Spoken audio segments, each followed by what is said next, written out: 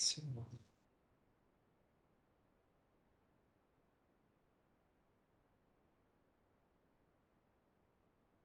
yang pertama adalah kita akan bincangkan berkaitan dengan pengenalan pembangunan organisasi. So ini adalah objektif khusus untuk kursus ini. Yang pertama adalah untuk memastikan pelajar dapat memahami persekitaran organisasi, cabaran-cabarannya terhadap organisasi, mengetahui konsep, teori serta model perubahan, memahami peranan agen perubahan terhadap organisasi, memahami langkah-langkah perubahan terancang, mengetahui cabaran dan halangan dalam perubahan. So basically apabila kita bincangkan tentang pembangunan organisasi adalah kita membincangkan tentang sesebuah organisasi, apakah isu halangan yang terdapat dalamnya dan beberapa intervensi yang kita bincangkan kelak. Bagaimana intervensi-intervensi ini dapat membantu organisasi untuk menyelesaikan masalah dan be produktif dan efektif dalam urusan operasinya. Okey, yang pertama adalah kita lihat berkaitan dengan the organization as an open system. So, apa yang dimaksudkan sebagai organisasi merupakan satu sistem yang terbuka. So, sebenarnya teori ini adalah berasas daripada sudut mikroorganisma, iaitu di mana setiap benda yang hidup dan bernyawa ni sebenarnya mereka ni adalah bertindak sebagai sesuatu sistem yang terbuka, iaitu sebagai contoh lah, kalau kita ambil kalau seorang manusia kalau dia bersifat terbuka, means that dia akan menerima segala bentuk kritikan, segala bentuk komplain, dan perubahan-perubahan ataupun kita panggil improvement yang perlu dilakukan. So apabila kita applykan dalam sebuah organisasi, sebuah organisasi itu adalah merupakan satu sistem yang terbuka. Kerana apa? Dia ada lawannya, bukan je dia ada teori berkaitan dengan open system, tetapi teori closed system pun ada sebenarnya. So dalam teori open system ni, sesebuah organisasi ni sebenarnya dia berinteraksi dengan dia punya sekeliling. So dekat bawah ni sebenarnya kita ada feedback tau, ada satu lagi word tapi saya tak tahu kenapa tak ada dalam slide ni, iaitu feedback, iaitu di mana sebenarnya apabila organisasi ni dia berinteraksi dengan sekelilingnya, dia mencari maklumat, dia mencari apa, data ataupun survey, dia buatkan macam-macam untuk pastikan dia sentiasa berinteraksi dengan dia punya surrounding. Kerana apa? Kerana surrounding ni sebenarnya dia akan impact, dia akan effects pada sesebuah organisasi. Katakan kalau dia dapat maklumat berkaitan dengan ada opportunity kelak. Jadi dia dengan menggunakan maklumat tersebut, dia boleh ambil maklumat itu untuk menjadikan syarikat tersebut dalam keadaan daya saing yang tinggi. Tetapi kalau dia berbentuk sebagai closed system, iaitu dia tak bergaul dengan orang, bayangkan. Dia close, dia tak nak apa, dia tak nak ada hubungan sesiapa. That's why syarikat yang ada closed system ni, dia tak ada hubungan dengan supplier, dia tak ada hubungan dengan dia punya stakeholder. Secara tak langsung dia akan mengalami masalah. Dia akan adalah isu-isu dan cabaran yang dihadapi yang seterusnya akan buat organisasi tersebut tertutup. Dia terpaksa tutup lah, sebab apa? Dia tak berinteraksi dengan surrounding dia. Dia kedekut ke, mungkin dia tak buat CSR dan sebagainya. Jadi surrounding dia mungkin tak suka syarikat tersebut. So this is why organisation sebenarnya dia merupakan sebuah open system. Iaitu kita kena faham bahawa dalam teori, salah satu teori yang kita adalah legitimacy theory. So dalam legitimacy theory kita membincangkan tentang sebuah organisasi ini sebenarnya apabila mereka wujud disebabkan socialization. So apa yang kita istilahkan sebagai socialization ni, iaitu license sosial, di mana sebuah organisasi apabila dia berfungsi, apabila dia established, dia founded, dia berasal dalam sebuah masyarakat dan masyarakat menerima mereka. Tetapi apabila masyarakat tidak menerima mereka, means that dia dalam keadaan yang tertutup. Dan apabila tertutup, mereka akan diboykot dan sebagainya. So that's why dengan legitimacy theory, di sini kita menggambarkan sebenarnya sesebuah organisasi itu betapa pentingnya untuk mereka berinteraksi dengan masyarakat. Kerana apa? Without that social access, masyarakat tidak akan bagi sebarang support ataupun sokongan kepada mereka. So this is why kita boleh katakan sebenarnya organisasi dia tak boleh angkuh, dia tak ada sombong, dia tak boleh bersifat ego terhadap punya surrounding, kerana tanpa surroundingnya syarikat tidak ada, kita panggil sebagai apa, dia tidak ada purpose untuk di-establishkan, untuk dihas, untuk apa, diwujudkan sebenarnya. Kerana mereka wujud disebabkan ada permintaan daripada masyarakat sekeliling. So di situlah juga kita masukkan teori ini bahawa dalam open system begitulah, iaitu apabila sesebuah organisasi ini sebenarnya dia berinteraksi dengan sekeliling dia. Jadi di sini dia, nak faham lagi dia punya lanjut, dalam organisation as a open system ni kita lihat Ni contoh dia, ni contoh secara lanjut ya, iaitu bayangkan ni adalah surrounding luar sebuah organisasi dan sini kita ada input. So input ni dia boleh jadi macam-macam sebab teori ni sebenarnya bukan khusus untuk OT tetapi diaplikasikan dalam pelbagai bidang sebenarnya. So input ni sometimes dia boleh jadi information tetapi dalam setengah bidang kita panggil sebagai resource iaitu sumber sebenarnya. So information, energy, mungkin resource and raw material ke pupil. Pupil kita rujuk kepada manpower iaitu pekerja kita sebab apa? Pekerja kita adalah orang daripada luar yang bekerja dalam sebuah syarikat. Kerana kita perlu faham sebuah syarikat adalah artificial person iaitu sebenarnya syarikat ini dia bebas daripada atau kita panggil dia bebas daripada dia boleh mengambil dia boleh saman orang, boleh disaman dan sebagainya. Means that they act as a legal person sebenarnya. So apabila orang bekerja dengan dia, means that kita panggil sebagai input, iaitu orang daripada luar ataupun segala jenis daripada luar, daripada sebuah syarikat ataupun organisasi itu, kita panggil sebagai input yang dibawa masuk ke dalam sebuah organisasi.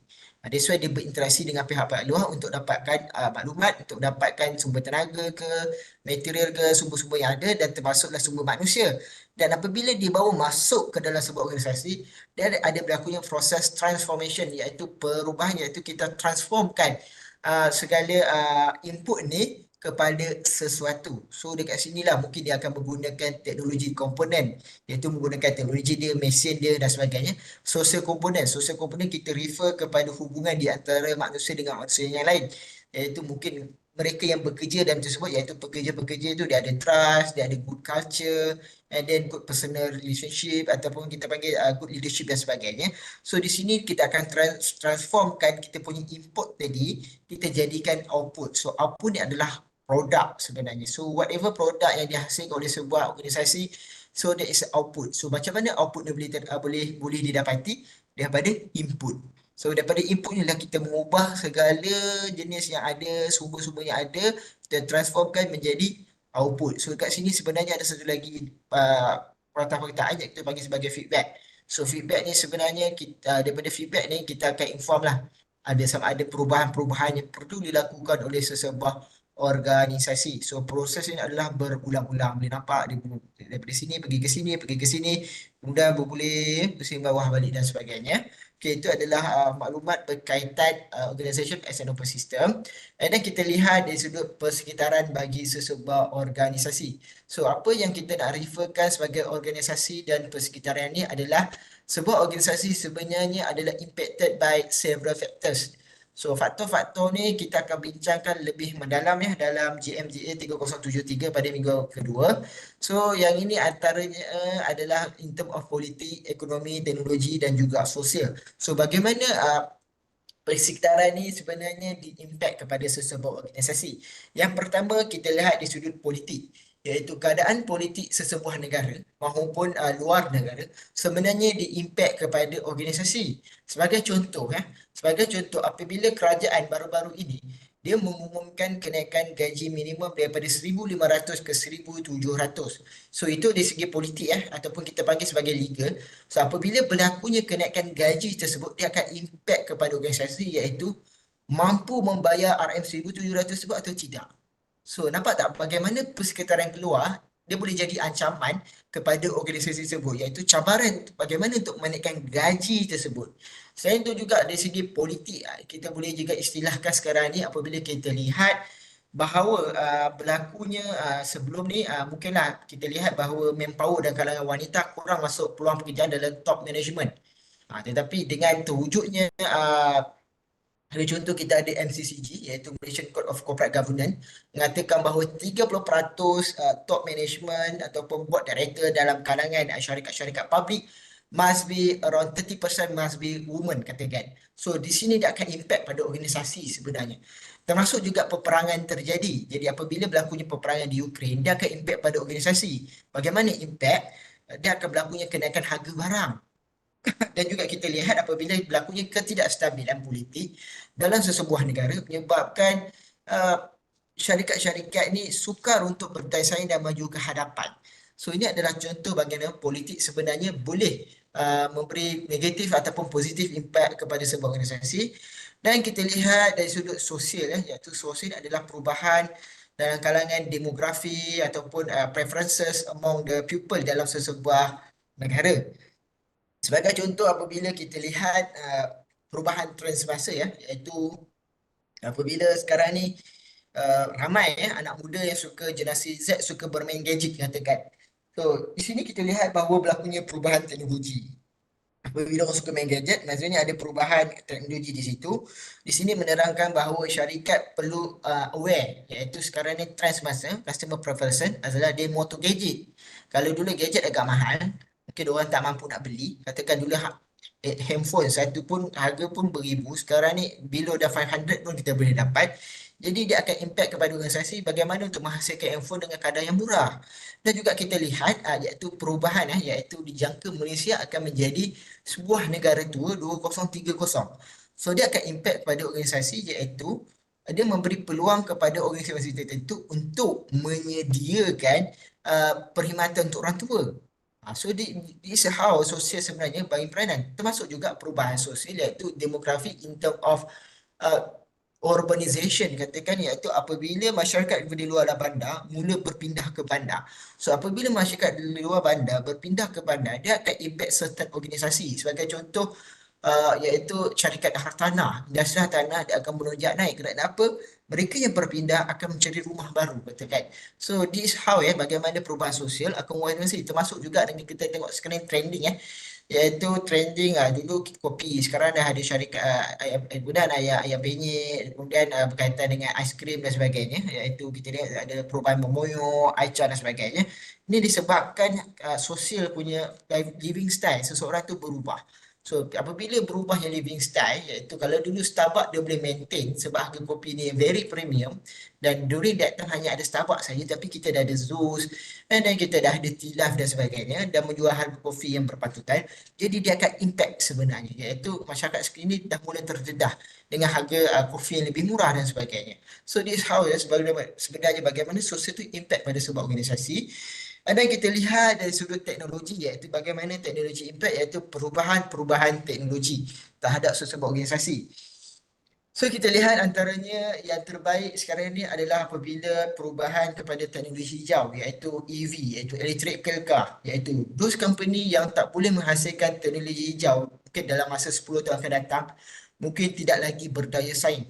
Means that mereka tidak boleh menghasilkan kereta lagi. Kerana apa? Sekarang kita lihat di Eropah, di Eropah syarikat-syarikat yang menggunakan petroleum tidak dialu-alukan lagi, kerana mereka lebih kepada syarikat yang menggunakan teknologi hijau. So kalau sebuah syarikat tersebut mereka tidak ada penggunaan, tidak ada kepakaran berkaitan dengan teknologi hijau, jadi secara tidak langsung dia akan menggugat kestabilan dan juga sustainability untuk sebuah syarikat tersebut terus wujud. So, dalam masa sama juga perubahan teknologi dalam masa sekarang, iaitu kita lihat manpower sendiri boleh terimpact, iaitu apabila berlakunya digital gap, iaitu mungkinlah kebanyakan mereka yang berusia, kita lihat masa ketika zaman pandemik COVID zaman pandemik COVID is a good example, iaitu kita lihat kebanyakan ada juga cikgu-cikgu stres Diorang stres kerana menggunakan perubahan teknologi tersebut. Mereka tak mampu untuk mengharmonikan diri mereka dengan teknologi yang ada, iaitu nak kena guna komputer, nak kena buat kelas. Mereka tak biasa. Sebab mereka dah, kita panggil mungkin dah hujung-hujung senja untuk bersara, tiba-tiba terpaksa menggunakan teknologi. Dan walaupun benda ni sebenarnya dia boleh impact someone heart sebenarnya. Kita boleh, sebab apa, kita tak biasa, kita stres. Dan sometimes, yelah, internet pun masalah dan sebagainya. Jadi instead of kena kepala dengan penyakit yang sedia ada, dia akan impact sebenarnya pada organisasi, iaitu apabila berlaku kekurangan pekerja sebagainya. So this is how pengisytiharan sebenarnya mereka peranan terhadap sesuatu organisasi. Okay, dan kita lihat dari sudut organisasi yang lain. So kerajaan ini dengan teknologi serta ekonomi. Ekonomi. Okay, untuk ekonomi kita lihat dari sudut bagaimana inflasi semasa juga sebenarnya boleh impact kepada organisasi, iaitu apabila berlakunya high inflation, iaitu kita lihat jadi dia akan efek dari sudut kuasa membeli bagi rakyat dalam sesebuah negara, iaitu apabila inflasi tinggi jadi masyarakat dia tidak akan membeli, dia akan kurangkan membeli. Jadi apabila dia kurang berbelanja, dia akan impact pada organisasi punya profitability, termasuk juga in term of high employment. Bila ada high employment juga, no, maksud saya adalah high unemployment. Jadi apabila tingginya high employment, dia juga akan affect kepada sesebuah organisasi, depend macam bagaimana. So mungkin disebabkan apabila ramai sangat yang tak bekerja, so dia sebenarnya impact dekat ekonomi, iaitu ekonomi dalam keadaan yang tidak stabil, iaitu kebanyakan rakyatnya mungkin tidak mencukupi kewangan. Jadi that's why macam syarikat-syarikat yang based on barang-barang branded ni, dia memilih negara-negara tertentu je dia akan jual barang dia. Sebab apa? Contohlah, saya ambil contoh mungkinlah kalau dia nak buka dekat negara kelas ketiga, kalau dia punya pendapatan per kapita bulanan rakyat dia below dan $100 katakan. So bagaimana dia nak jual jenama dia kalau jenama dia memang dah harga 3-4 ribu dolar. So rugilah dia buka. Dah lah nak transport barang tu lagi. And then in term of establishment lagi, nak bayar gaji pekerja. So this kind of economy punya factors yang akan affect bagi sesebuah organisasi. So and then untuk organisasi dia bersetaraan in term of pesaing, iaitu kita lihat bagaimana pesaing, iaitu kita punya rivalry mainkan peranan, iaitu kita kena lihat kalau pesaing kita menghasilkan produk dengan harga yang murah dan sebagainya, sebenarnya di-impact pada sesebuah organisasi. Sebab apa? Kalau mereka mengeluarkan produk dengan harga yang murah tetapi berkualiti, jadi dia menyebabkan kita dalam keadaan yang terhimpit. Dan juga kita lihat dari sudut pelanggan. So pelanggan ni kita lihat dari sudut loyalty ataupun sebab apa, buyer ataupun customer lah. Customer ni dia beza sikit sebab mereka akan membandingkan apa yang sebuah organisasi boleh beri kepada mereka. So dalam sudut ini bagaimanakah sebuah syarikat tu dia membina kesetiaan pelanggan-pelanggannya terhadap mereka supaya lahirnya beberapa term yang kita panggil sebagai switching cost, iaitu kos pertukaran, iaitu apabila berlakunya kos pertukaran, mereka-mereka ini mungkin mereka tidak akan menukar dia punya apa kita panggil sebagai uh, dia punya loyalty dia kepada terhadap sebuah syarikat. Katakan kalau dia ambil risiko membeli produk daripada syarikat yang lain, mungkin berkaitan skincare, jadi mungkin akan menyebabkan muka dia break out ke, mungkin that product is already kita panggil sebagai sesuai dengan muka dia. Ataupun selama ni mungkin apabila dia beli barang yang sebuah syarikat tersebut, jadi organisasi tu mungkin bagi dia kupon ke, bagi dia merit point dan sebagainya. So apabila dia bertukar kepada syarikat yang lain, jadi dia mungkin rasa ranat. Dan dalam masa yang sama juga kita lihat ada bagaimana Petronas bagi saya good example bagaimana dia menjadikan pelanggan punya persekitaran ni sebagai advantage dia, iaitu apabila dia memperkenalkan settle. Sebab apa? Sekarang ni switching cost, iaitu orang banyak top up dalam settle tau. Bila dia dah top up dalam settle, jadi dia tak akan pergi stesen minyak yang lain. Sebab apa? Nanti nak kena keluar kereta, nak kena pergi kaunter, nak kena bayar dan sebagainya. Instead of that, bila duduk dalam kereta, duit dah masukkan dalam wallet tersebut. So dia bayar just online saja, just tekan dan terus isi. So this is kind of the switching cost, sebenarnya bagaimana organisasi boleh lakukan untuk memastikan pelanggan tersebut dia setia dengan dia punya organisasi. Dan kita lihat dari sudut kerajaan ni saya dah terangkan termasuk ekonomi dan juga teknologi. So benda ni adalah perkara yang sama je, adalah redundant bagi saya. Okay, and then kita lihat dari sudut jangka hayat sesebuah organisasi. Okey, untuk jangka hayat sesebuah organisasi, dia menerangkan bahawa bagaimana jatuh bangunnya sesebuah organisasi. Sebab apa? Ada organisasi dia mampu berdaya saing dan ada organisasi dia tidak mampu berdaya saing. Jadi, apabila organisasi itu tidak mampu berdaya saing, dia akan mula jatuh ataupun goyah, tutup dan sebagainya. So, di sini secara mudahlah untuk saya terangkan tentang sebuah dia boleh jadi sebuah syarikat ataupun apabila mereka memperkenalkan produk dan sebagainya. So jangka hayat organisasi sometimes juga kita refer sebagai product life cycle sebenarnya. So saya ambil contoh iaitu uh, Sony saya ambil contoh Sony Sony Sony Walkman. Sony Walkman yang dulu kiranya famous sebenarnya. Tahun 1890 tu memang sangat terkenal Sony Walkman yang boleh dengar muzik tu. So kita lihat bagaimana analogi Sony Walkman tu dalam jangka hayat sebuah organisasi dan juga produk tersebut, iaitu apabila Sony memperkenalkan Walkman tu, iaitu yang muzik tu, kita lihat bahawa apabila dikenalkan, dia mendapat kemajuan, iaitu mendapat penerimaan yang ramai daripada kalangan pelanggan. Kerana apa? Kerana kita boleh panggil bahawa Walkman tu ketika tu adalah first mover, iaitu benda perkara yang pertama yang pernah diwujudkan ataupun diperkenalkan di dalam market masa tu. Means that tak ada siapa pun yang mengeluarkan produk sedemikian rupa. So dia adalah kita kira sebagai produk yang baru dan very inovatif ketika itu, iaitu kita instead of, kan dulu orang suka bawa radio kan, berjalannya letak radio dekat bahu yang besar tu. So no longer kita perlu bawa radio, jadi kita just bawa Walkman sahaja. So Walkman tu lagi mudah daripada bawa radio yang berat. So di situ kita lihat berlakunya kemajuan, iaitu peningkatan dari sudut-sudut penjualan Walkman tersebut dia meningkat dengan baik. Itu apa? Kerana pertama kali diperkenalkan dan orang pun kagum dan juga berminat. Mungkin ketika itu siapa yang ada kita gelarkan orang tu kaya dan sebagainya. So dia ada berkaitan dengan prestige seseorang dan sebagainya. So, and then apabila dijualkan mungkin bermula dari bawah, dan apabila mendapat sambutan jual daripada negara ke negara yang lain, jadi sambutan tinggi sehingga naik, and then dia akan berlakunya kestabilan.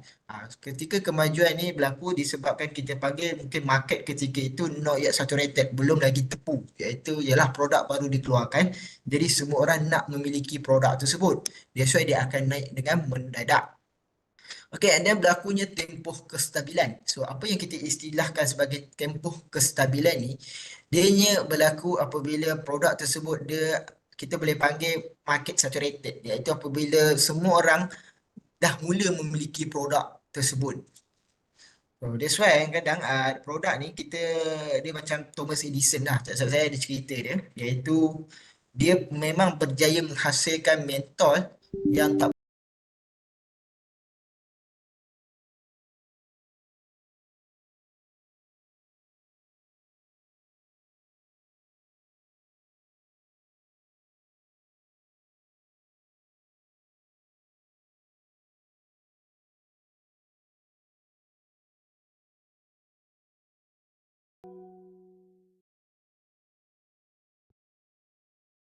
mula tepu, iaitu orang.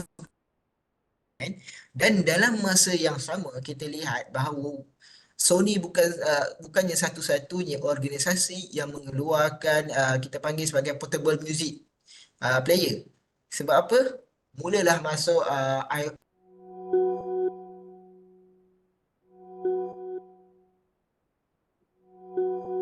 dia dah keluarkan dia punya music player juga, secara tak langsung market kini bersaing. Bila bersaing, market mula jadi tepu. Mungkin ketika itu MP4 ke MP3 dah mula keluar. Jadi dia dah mula tepu, orang dah mula tak layan sangat lah, tak nak belilah sebab yelah dah banyak persaingan. So pada awal-awal dia maju sebab dia seorang saja, tetapi bila dah banyak persaingan dia akan jadi tepu. Sebab customer ada banyak choice, dia boleh pilih mana satu dia nak. Dan kalau kita lihat pun sebenarnya dari segi choice pun Apple punya media player adalah lebih menarik. Dia slim sleek berbanding dengan Walkman yang berat. Dan juga ada sudut dia punya features, iaitu kita lihat bahawa Walkman tak silap tu dia boleh simpan lebih kurang 300 lagu, tetapi untuk Apple punya media player tu dia boleh simpan more than 100,000 1000 music. So dan jenama pun berbeza.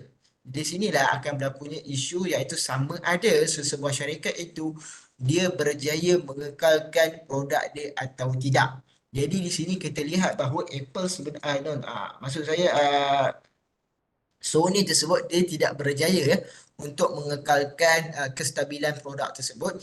Jadi secara tidak langsung kita dapat lihat bahawa Walkman tersebut dia jadi goyah dan jatuh. Seterusnya ditutup, tidak lagi dijual.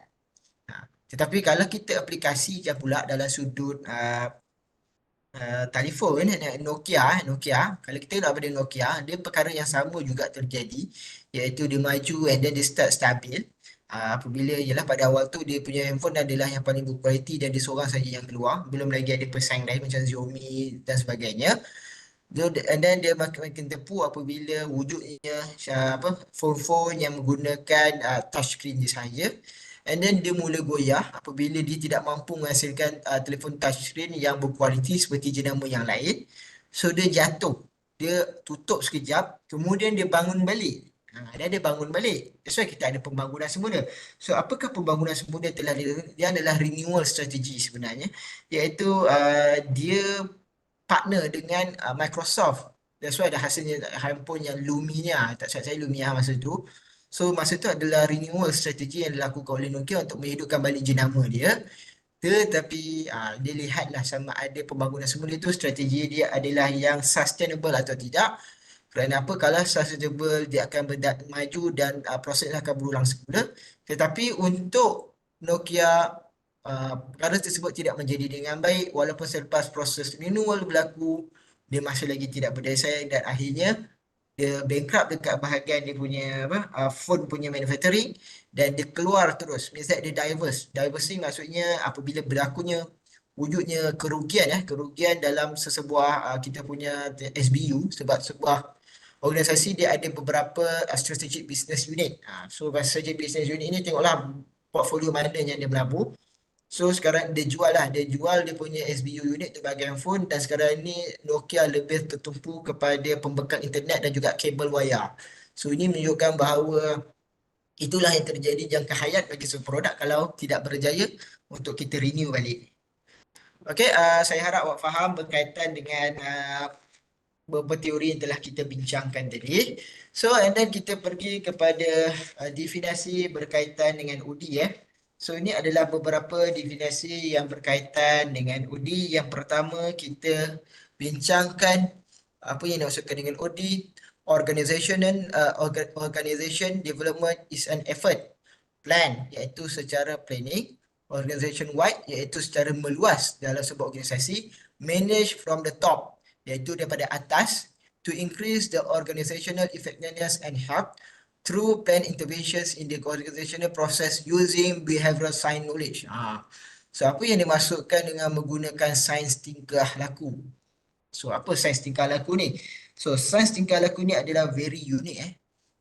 Kalau pernah dengar ketika zaman penerbit komik dulu, salah satu cara salah satu cara yang digunakan oleh kerajaan adalah penggunaan sains tingkah laku. So antara yang digunakan ketika itu adalah carrot and stick. Sebab carrot and stick ni adalah sains tingkah laku sebenarnya.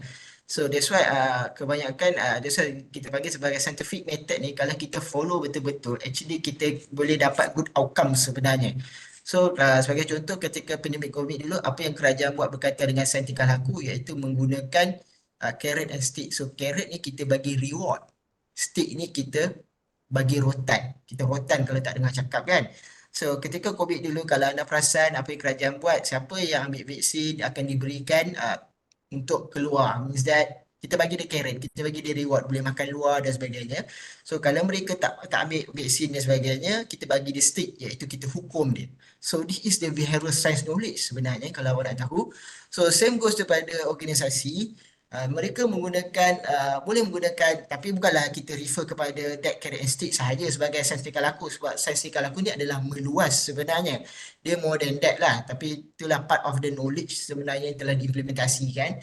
So kalau dalam definisi ini kita cuba tengok definisi yang lain untuk bagi nampak lagi jelas iaitu organization development is a system wide applications of behavioral science. C lagi menggunakan behavioral science knowledge to the plan development and reinforcement of organizational strategies, structures and processes for improving organization effectiveness. So kita tengok lagi apa lagi yang dia punya tu.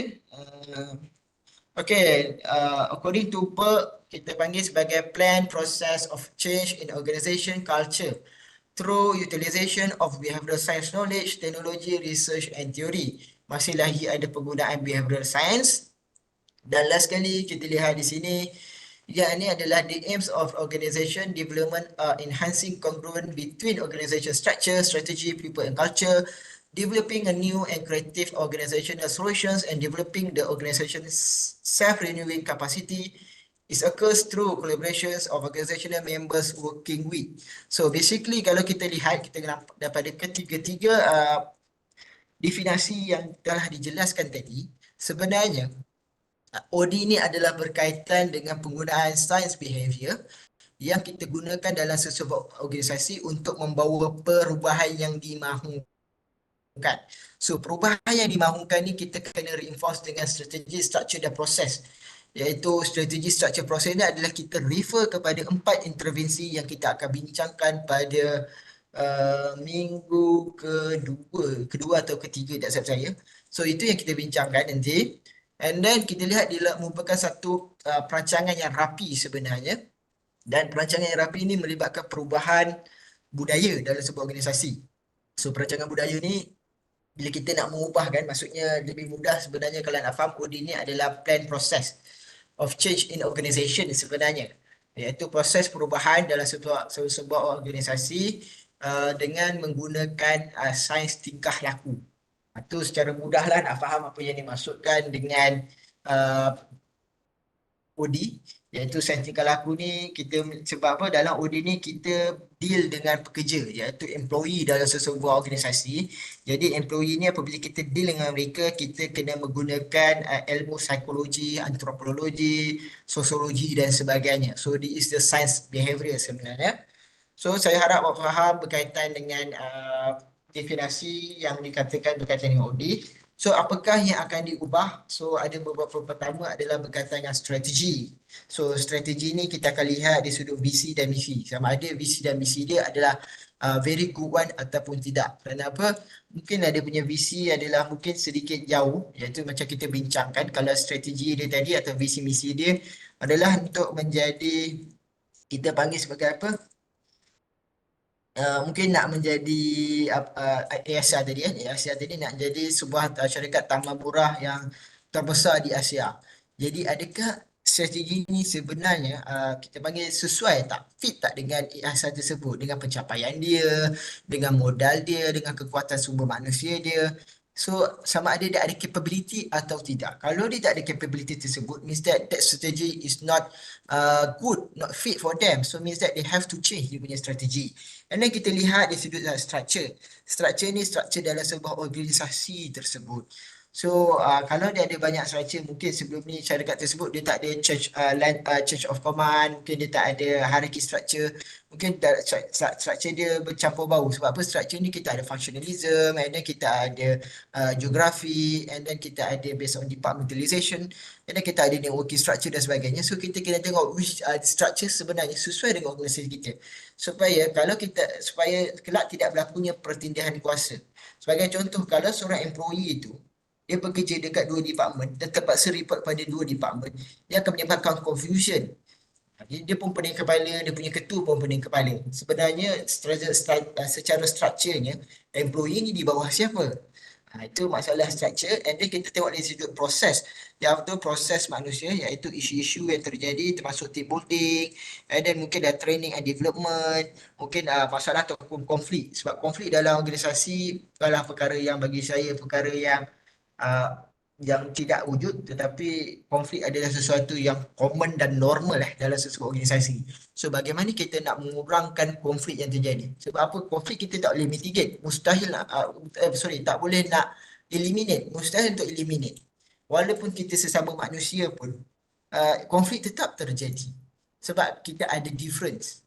Ideologi Western, ideologi Barat, ideologi Asia lain, agama lain, background lain. Jadi secara tak langsung benda ni akan menyebabkan konflik sentiasa terjadi.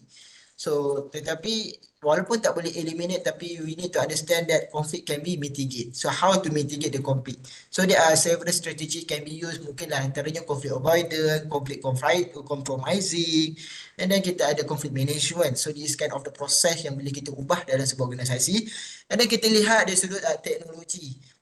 So teknologi ni common kalau berlakunya teknologi yang dah obsolete, yang sudah lama, mungkin perlu ditukar. So budaya, so budaya ni very interesting sebenarnya. So later mungkin kita boleh berbincang berkaitan dengan budaya. Sebab apa? Budaya dalam sesebuah organisasi ni berbeza. So budaya boleh jadi toksik, dia boleh jadi baik. Katakan budaya ada flexi working hour, tu adalah budaya. So budaya ni adalah personality dalam sesebuah organisasi. So apabila kita speak about the budaya, sebagai contoh budaya ni nak bagi anda faham, dia adalah culture. So dia seakan-akan seperti mana saya terangkan, organisasi seakan-akan manusia. Jadi dia ada culture, ada budaya dia sendiri. So sebagai contoh, kalau dalam agama kita ada proses ritual kan. Ritual kita mungkinlah kita solat, untuk non-Muslim mungkin ada sembahyang dan sebagainya. So itu is part of our kita punya culture, budaya kita. Tetapi organisasi dia ada juga budaya dia. Sebagai contoh kita ada budaya kahwin, ceremony, wedding ceremony, itu budaya kita. Dalam sebuah syarikat ada budaya dia mungkin kita panggil sebagai majlis makan malam ataupun kita panggil anugerah pekerja cemerlang katakan. Itu adalah budaya dia. So mungkin kalau budaya tersebut tidak wujud dalam sebuah organisasi tersebut, mungkin dia tidak ada budaya penghargaan terhadap pekerja dia. So bila dia tak ada budaya penghargaan terhadap pekerja, jadi pekerja dia mungkin akan rasa dia tidak dihargai. So bila dia rasa dia tidak dihargai, dia rasa unmotivated untuk bekerja. So bila dia tak motivate lagi, dia kan akan berhenti kerja dan sebagainya. So untuk pengurusan sumber manusia adalah kes-kes yang berkaitan dengan sumber manusia. And then kita lihat sifat-sifat pembangunan organisasi. So OD dilaksanakan di seluruh sistem menggunakan pengetahuan amalan sains tingkah laku. Ni basically penerangan berkaitan dengan OD. OD merupakan perubahan yang terancam, melibatkan proses merancang dan menguasaikan perubahan, merangkumi perubahan strategi, struktur dan proses, meningkatkan kebersamaan organisasi. And then it is a kriteria berkaitan dengan OD tersebut iaitu perubahan terancam. Apa yang masukkan terancam adalah secara plan, iaitu kita bukan ubah saja-saja. Instead kita dah ada kita punya step, kita dah ada guideline, kita dah ada SOP untuk buat perubahan tersebut. Kolaboratif, penggunaan organisasi merupakan pendekatan yang bersifat kolaboratif. Dia memerlukan pelibatan dan penyertaan semua pihak. Kenapa perlu kolaboratif? Sebab kita kena faham, iaitu apabila kita melakukan perubahan dalam sesebuah organisasi secara tidak langsung, sebenarnya ia yang sangat menakutkan. Kerana apa menakutkan? Kerana perubahan-perubahan tersebut mungkin akan menjejaskan sesetengah pihak. Katakan apabila syarikat tersebut dia nak buat perubahan, sebagai contohlah, nak faham lagi senang, SSPA dan ada SSM, iaitu yang sekarang ni dalam kalangan penyewa awam. So SSM dan SSPA juga telah menyebabkan berlakunya ketakutan. Ketakutan pertamanya adalah dari kehilangan pencen katakan. Sebab apa? Dia tak ada bersifat kolaboratif, iaitu kita tak tahu macam mana nasib kita. That's why dalam sebuah organisasi apabila kita melakukan perubahan, pastikan dia melibatkan uh, penglibatan dari semua pihak, terutamanya pihak bawahan iaitu pekerja bawahan, supaya dia memahami bahawa perubahan tersebut tidak akan menyebabkan dia kehilangan sesuatu, job security ke, ganggu dia punya scope of power ke, dia punya promotion ke dan sebagainya. That's why kena bersama-sama dalam melakukan perubahan.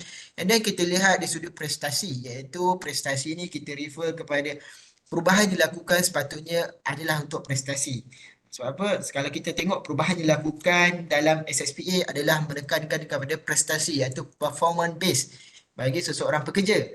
Kerana apa? Mungkin setiap lama kita lihat mungkin kualiti pekerja-pekerja kita, produktiviti semakin lama semakin teruk. Jadi secara tak langsung apabila kita ada performance base, kita menekan kepada prestasi. Ini hal perubahan yang kita cuba bawakan iaitu nak lakukan image baru dan meningkatkan kualiti terhadap kita punya itu. And then kemanusiaan, pastikan perubahan dilakukan ada nilai-nilai kemanusiaan terhadap pekerja dan organisasi. Katakan kalau kita buat perubahan tersebut dan perubahan tersebut memang memaksakan kita untuk membuang pekerja dalam kita punya organisasi. Kita nak macam mana? Sebab apa? Whatever, tiba mungkin bisnes kita dalam keadaan yang hazard dan sangat teruk sangat. Mungkin perubahan yang kita nak bawa adalah kita terpaksa lay off kita punya pekerja.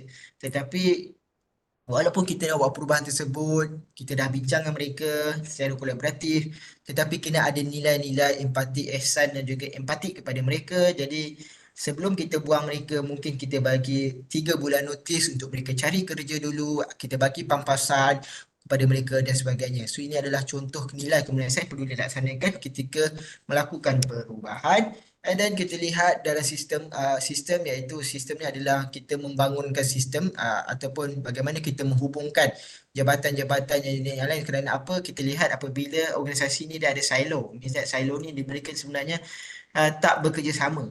Walaupun dalam satu organisasi yang sama tetapi hati tu tak sepenuh jiwa. Jadi bagaimana untuk membangunkan sistem supaya mereka-mereka ini dapat bekerjasama dengan baik dan sertifik.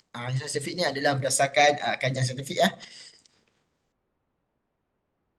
So ini adalah kepentingan OD berperanan membantu organisasi untuk berubah, membantu ahli-ahli organisasi untuk berganjak lebih jauh. Penting kepada mereka membuat perancangan kerjaya sebagai profesional ni, okey, penting kepada mereka tidak punya organisasi. Okey, saya rasa itu sahaja untuk topik yang pertama. Okey, ada sebarang pertanyaan ke untuk topik pertama?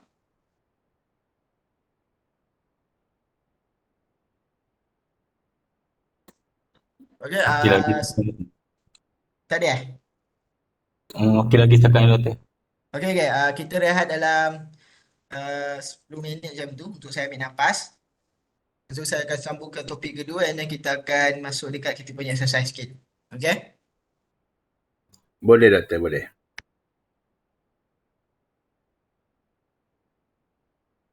So dalam topik ini nanti akan didedahkan dengan teori konsep dan model penting dalam perubahan kerana perubahan ini perlu dilaksanakan secara sistematik dan secara saintifik. Jadi di sinilah berkaitan dengan model perubahan tersebut iaitu apa yang kita istilahkan sebagai saintifik dan juga sistematik. So terdapat dua jenis perubahan iaitu yang pertama adalah perubahan yang dirancang, tidak dirancang, perubahan yang berlaku secara kebetulan, perubahan yang berlaku secara spontan tanpa arahan daripada ejen. So apa yang kita istilahkan sebagai perubahan yang tidak dirancang adalah contohnya adalah crisis management ketika COVID dan sebagainya. So ini adalah satu perubahan yang tidak rancang dan berlaku secara tiba-tiba. Jadi apabila berlakunya perubahan-perubahan seperti ini, jadi dia akan menyebabkan chaos iaitu mungkinlah huru hara. Jadi apakah cara-cara langkah-langkah yang perlu dilaksanakan ketika crisis management tersebut? Jadi mungkin antaranya kalau kita tidak mampu untuk menguruskannya, that's why kita kena dapatkan bantuan daripada change agent. Tetapi kalau kita ada orang dalaman dan kita ada kepakaran, mungkin perubahan tersebut mungkin kita boleh hadapi. Kerana apa? Kalau perubahan-perubahan ini kita tidak laksanakan dengan baik, dia akan menyebabkan keruntuhan kita punya organisasi dan sebagainya. So yang kedua adalah perubahan yang rancang. Perubahan yang rancang adalah perubahan daripada hasil daripada usaha itu oleh ejen perubahan.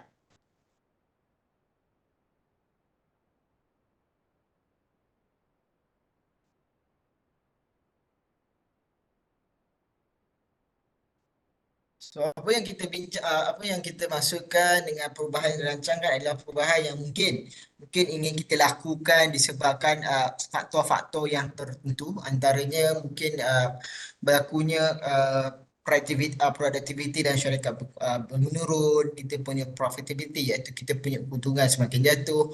Kemudian mungkin kita ada culture yang buruk ataupun culture yang toksik dan sebagainya. Jadi ini adalah perubahan-perubahan yang dirancang. So ada dua jenis perubahan tersebut.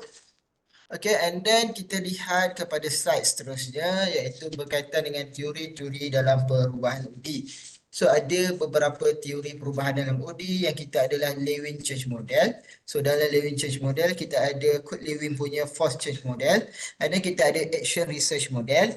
So Action Research Model ni adalah model yang kiranya panggil sebagai model utama iaitu kita melaksanakan kajian kajian untuk menerangkan uh, apakah perubahan-perubahan yang ataupun isu-isu yang terjadi dan apa jenis perubahan yang perlu dilakukan. Dan then kita ada General Change Model. So General Model adalah menerangkan perubahan terancang dalam organisasi yang boleh dicapai dalam 4 peringkat iaitu peringkat kontrak, diagnosis, maklum balas, perancangan, pelaksanaan serta penilaian. So ni adalah Lewin force field. Dia tak ada dalam slide anda semua. Tetapi bagi saya agak penting untuk anda faham berkaitan dengan Lewin force field. Sebab apa? Sebelum sesebuah perubahan itu dilaksanakan sebenarnya, kita kena faham kenapa perubahan tersebut perlu dilaksanakan. Jadi sebab apa? Kadang-kadang kita rasa perubahan tersebut perlu dilaksanakan tetapi orang lain berpendapat tidak perlu dilaksanakan. That's why kita ada Lewin force field analysis iaitu kita kena faham dua penyebab. Itu dua asbab iaitu pertama adalah driving force. So driving force ni menerangkan kenapa perubahan tersebut perlu dilaksanakan. Dan satu lagi adalah restraint force. Restraint force ni refer kepada yang rasa perubahan tersebut tidak perlu dilakukan. Jadi kita kena ambil kira kedua-dua belah pihak. So dan untuk yang ini selalunya dia ada beberapa butiran ataupun kita panggil tema lah. So jadi kita lihat sebab apa kita kena tengok sum up between this. Kita compare lah. Kalau driving force dia punya point dia lebih tinggi, katakan 13, yang ni dia punya opposite force dia rendah 12. So secara tak langsung menunjukkan bahawa kita kena lakukan perubahan. Tapi kalau ini lagi tinggi, so maknanya kita tak perlu lakukan perubahan. So this is called in the force field. So ini ada contoh perubahan iaitu apabila sebuah syarikat dia nak buat perubahan iaitu dia nak upgrade dia punya machine, upgrade factory with new manufacturing machinery. Dia nak upgrade dia punya machine dalam sebuah kilang tu, nak upgrade pada yang baru. Tetapi mungkinlah kita rasa upgrade ni bagus. Tapi kita kena tengok siapa yang driving iaitu menyokong, dan siapa yang fighting iaitu dia against kepada perubahan tersebut. First kita tengok new customer want new product. Customer nak produk baru. So dia punya force dia adalah 4. Improve speed of production. So dia boleh meningkatkan speed production. Kalau manual guna tangan ke guna labor mungkin lambat. Okay, 2. Kita naik bagi 2. Raise volume of output. Mungkin sebelum ni kita boleh membuat lebih kurang 2,000 saja katakan output kita, tetapi mungkin output kita boleh bertambah jadi 3,000 unit. Maintaining cost increasing. So bagi satu adalah maintaining cost dia mungkinlah tak berapa mahal sangat. Jadi good lah untuk kita beli mesin. So bila kita kita tambah kita dapat 10. Tetapi kita lihat ada yang against. So antara yang against adalah pekerja. Pekerja takut hilang overtime. Jadi sebab apa dia rasa overtime tu penting. Ada mesin, tak ada overtime. 3. Pekerja kita takut dengan teknologi baru. Of course dia akan takut sebab apa? Mungkin uh, mesin yang akan menggantikan dia one day. Jadi dia takut. 3. And then kita lihat bahawa environmental impact of new technique, ini tak berapa impact sangat pada environment, dia bagi 1. And then kita lihat bahawa sebenarnya mesin ni costing mahal sebenarnya. Nak beli mahal, nak maintain mahal. And then disruption iaitu mungkinlah mesin ni sebenarnya dia tidak akan menyebabkan berlaku disruption. Means that kalau manual labor, dia tak ada halangan kerosakan dan sebagainya. So pas kita sum up, kita nampak bahawa yang menentang adalah sebanyak 11 orang ataupun 11 poin lah. Jadi secara tidak langsung sebenarnya perubahan tersebut tidak sepatutnya dilakukan. So dia adalah basic sebelum perubahan dilaksanakan, iaitu kalau kita bincang bersama secara kolaboratif dengan kita punya ahli. So and then baru kita masuk kepada Lewin change model. So untuk Lewin change model kita ada beberapa perkara iaitu unfreeze, movement dan juga rephrasing. So untuk unfreeze adalah menyebekukan, movement adalah bergerak dan freezing adalah membekukan semula. So apa yang dimaksudkan sebagai unfreezing iaitu ketika kita nak buat perubahan, kita kena unfreezing. Unfreezing ni kita nak buat perubahan. Jadi kita kena wujudkan satu keadaan kesedaran bahawa perubahan tersebut perlu dilakukan. Of course ada dalam kalangan kita punya anggota, member kita yang status quo iaitu dia tak nak perubahan sebab dia takut dengan perubahan. So ketika unfreezing ini kena buat komunikasi yang lebih transparent to create awareness. Iaitu kita kena bagi tahu perubahan ini mesti dilakukan, penting, kenapa perlu dilakukan. So dalam freezing ni antaranya adalah boleh jawapan, boleh proses komunikasi yang pesan, bagi mengubah pandangan pekerja yang tidak mahu akan perubahan dikenali sebagai psychological disconformation, iaitu di mana dia ini kita panggil sebagai bias penolakan, iaitu cenderung untuk menyokong nilai-nilai yang lama berbanding baru. Kenapa? Dia ada secara psikologinya, dia tahu apa yang dia faham, dia tak setuju sebab dia rasa yang lama lagi baik daripada yang baru. Kira dia ni konservatif lah orangnya, dia tak nak perubahan. That's why kita kena communicate, pastikan dia berubah. So and then kita perkenalkanlah maklumat ini menunjukkan perbezaan tingkah laku dan kenapa perlu dilakukan dan sebagainya. So apabila kita berjaya menyahbukukan, iaitu kita menyahbukukan penentangan dan menyahbukukan elemen-elemen yang lama untuk memastikan pekerja kita boleh menerima perubahan yang baru. So kita panggil sebagai unfreezing. And then kita start mula moving. So apa yang kita panggil sebagai moving ni iaitu kita bergerak ke arah perubahan tersebut. Kita dah tu kan, kita dah menyahbukukan, kita cuba communicate, kita cuba berbincang, collaborate dengan kita punya anggota dan mereka setuju. It's time to moving, iaitu ke arah perubahan tersebut. So dalam perubahan ini kita bersiap sedia, kita mula memperkenalkan elemen-elemen ataupun nilai-nilai baru ataupun perubahan-perubahan baru ataupun proses-proses baru dalam kita punya organisasi. And lastly kita rephrasing, iaitu lepas kita dah moving, kita nak kena bekukan balik, iaitu elemen-elemen baru yang kita telah perkenalkan tu, kita kena pastikan elemen-elemen baru tersebut, proses, structure dan sebagainya akan kekal, kita panggil sebagai kekal sedimented among our pupil. Means that memang akan diaplikasikan dan boleh diterima.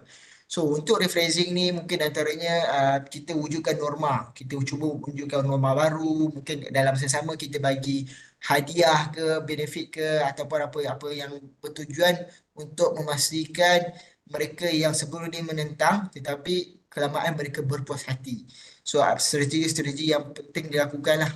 Okay, kalau kita nak buat tentang perubahan grup, kita buat team building ke ketika rephrasing bagi mereka boleh menerima perubahan-perubahan tersebut.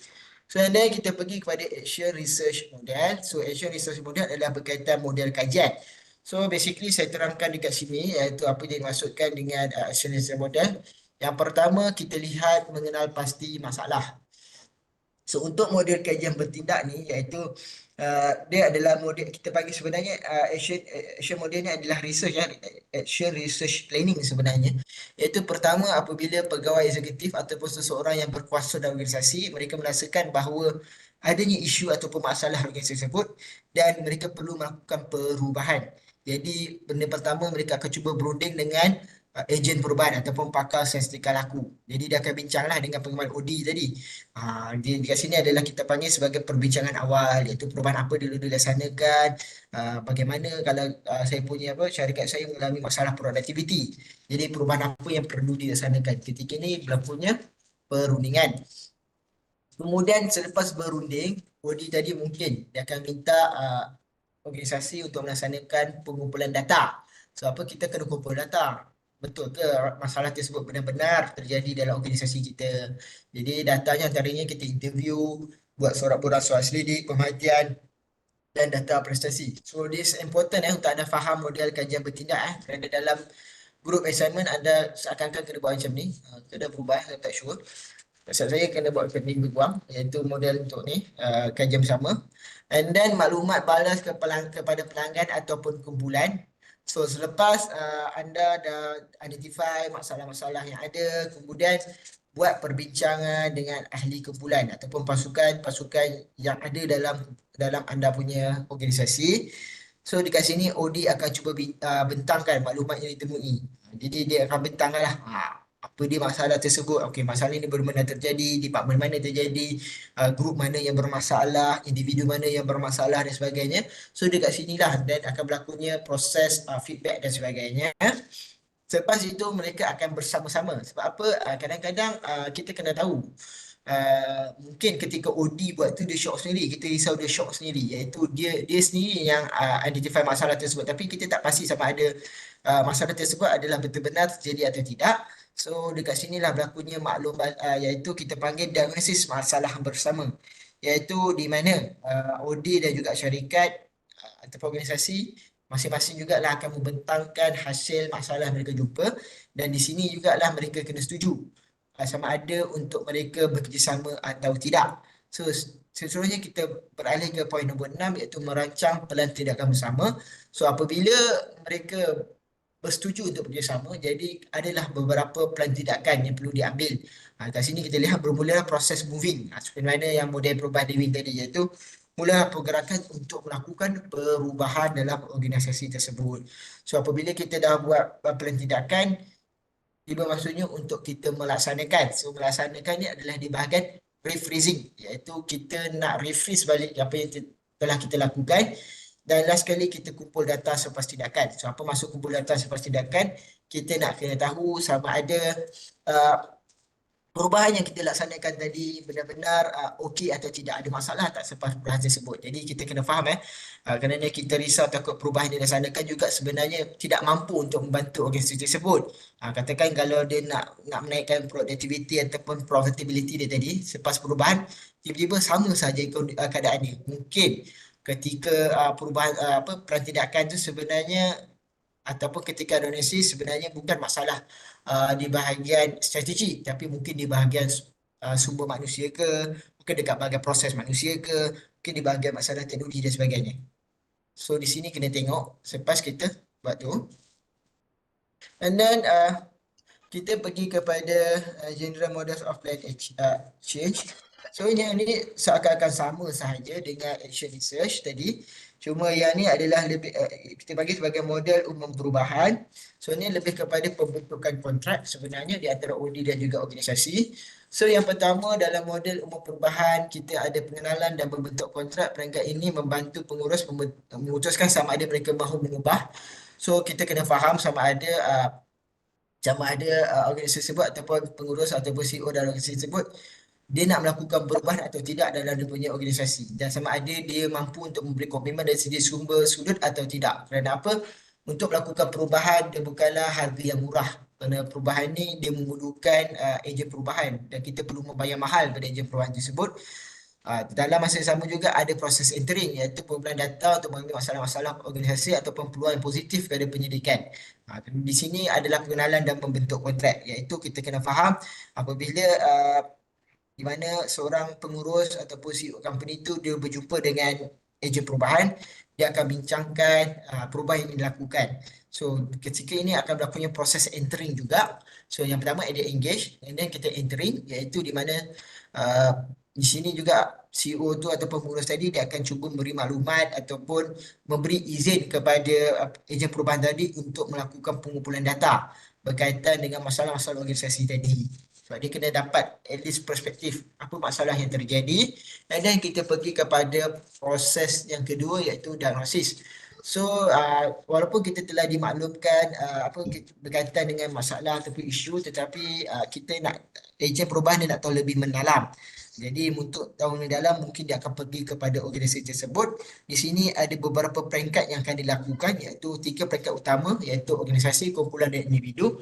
So yang ini kita akan bincangkan pada kumpulan perjumpaan kedua iaitu organisasi kita refer kepada the whole organisasi, kumpulan adalah refer kepada department ataupun dalam organisasi tersebut, dan individu kita refer kepada individu iaitu orang persorangan. Di sini juga akan berlakunya proses pengumpulan data sama macam action research model tadi. And then di sini ada berlakunya perancangan dan pelaksanaan perubahan. Di sini akan terlahirnya intervensi-intervensi untuk mencapai perubahan tersebut. So, adalah beberapa intervensi yang selalu dilaksanakan antaranya proses manusia, transaksional, pengurusan manusia dan juga strategik. So and then sama saja konsep yang terakhir iaitu berlakunya penilaian dan juga pemantapan. Kerana apa kita kena menilai sama ada perubahan tersebut sebenarnya benar-benar perubahan ataupun tidak. So selepas tu dia akan nilai baliklah sama ada berlakunya perubahan tersebut berberi impak positif atau sebaliknya. So yang ini adalah uh, berkaitan dengan ni. So basically kita dah habis chapter 2. Sebelum kita masuk kepada exercise, saya akan bagi exercise sebentar lagi. So far okay ke? Ada sebarang pertanyaan ke sebelum kita masuk exercise? Tak ada ya? Okay, kalau tidak ada, saya akan bagi soalan ya.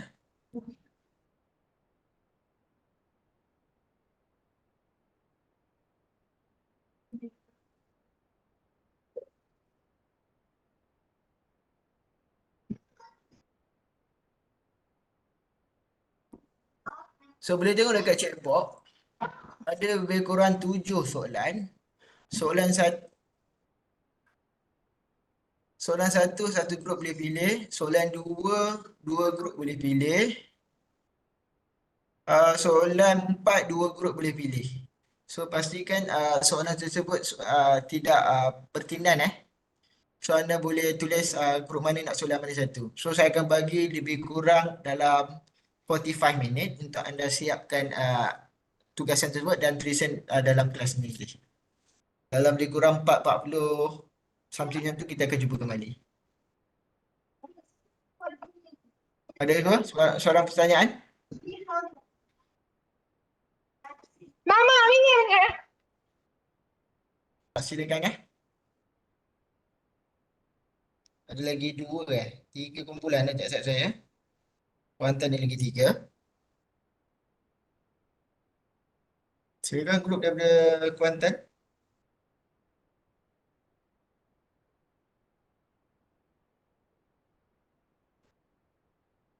Siapa ambil masa dulu?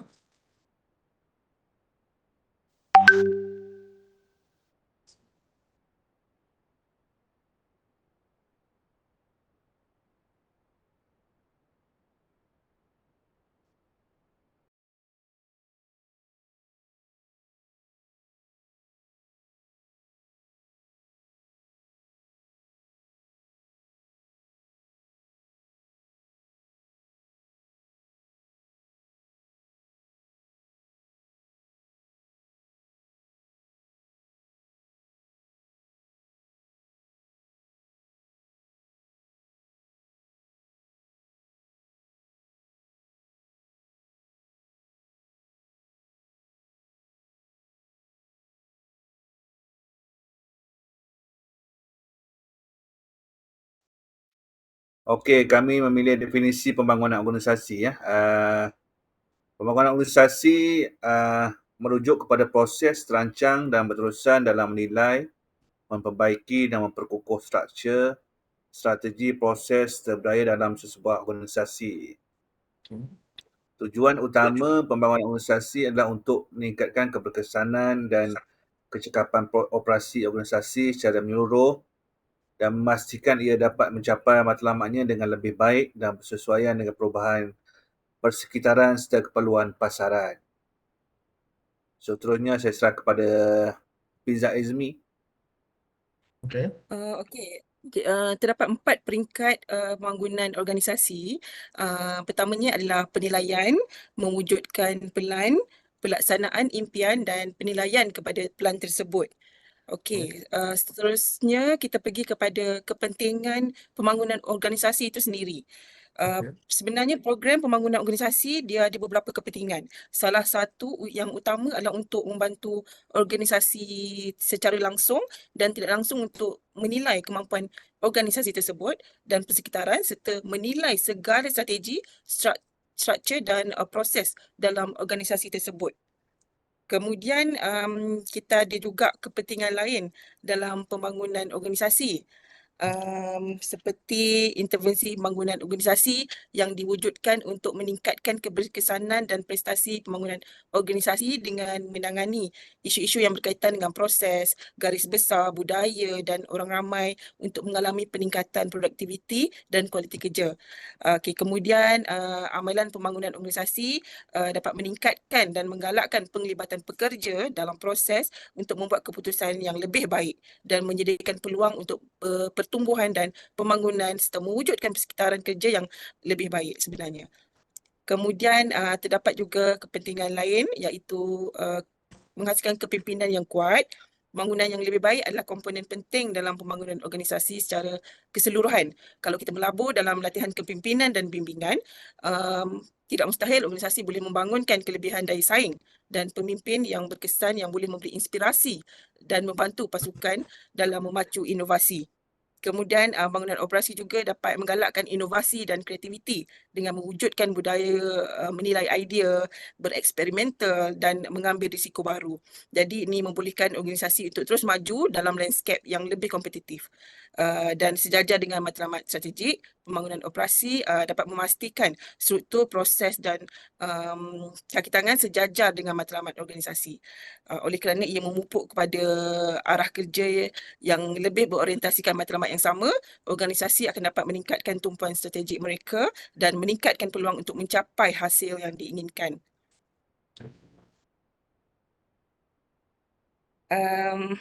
Saya terus kepada kesimpulan.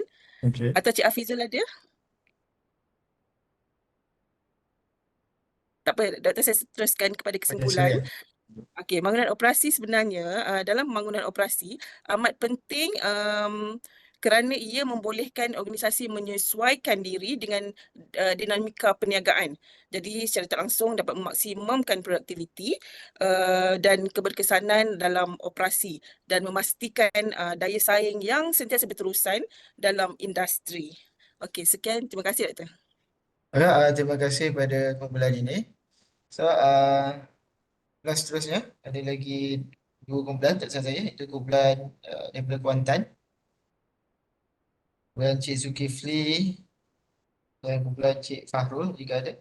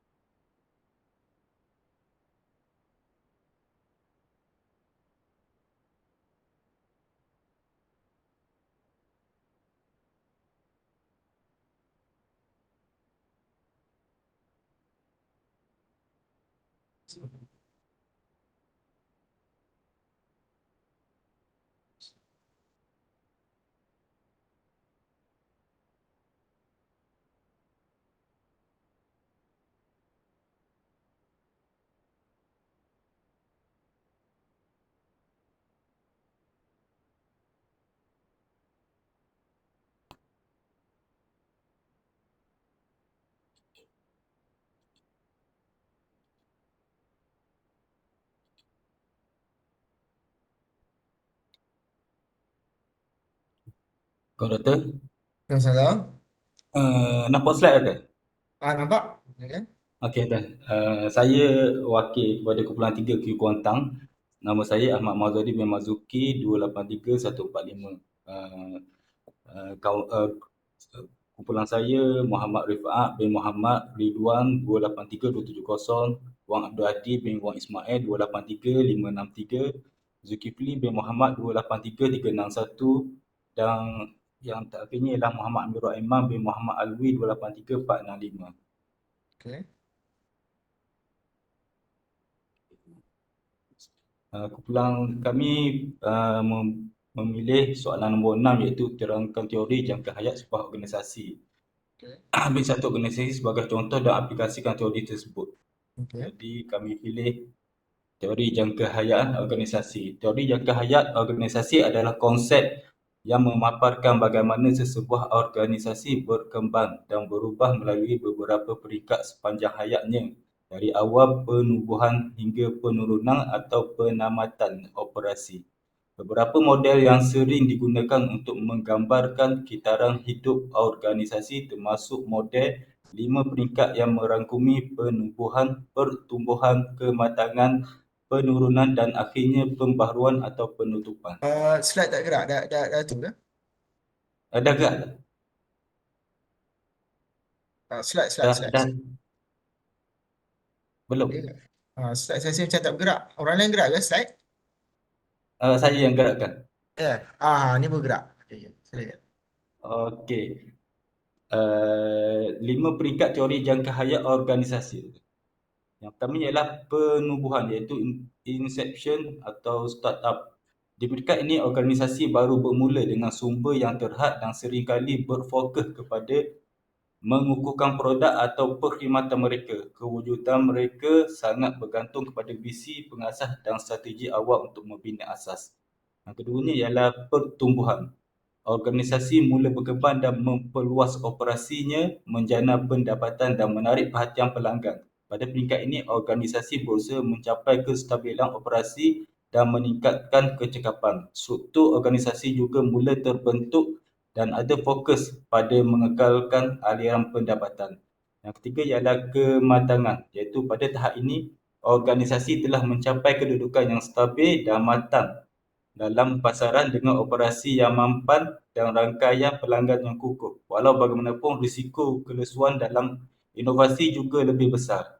Organisasi mungkin mula menumpukan kepada pengurusan kos dan kecekapan dalaman untuk kekal relevan dalam pasaran yang kompetitif.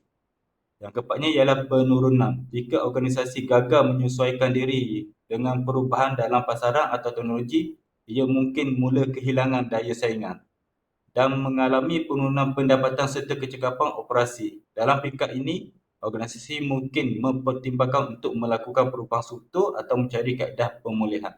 Dan yang kelima ialah pembaharuan atau penutupan.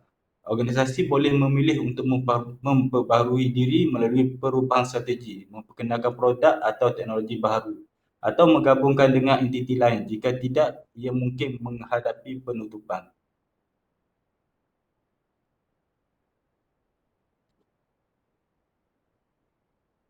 Ini contoh organisasi. Contohnya Nokia Corporation. Okey.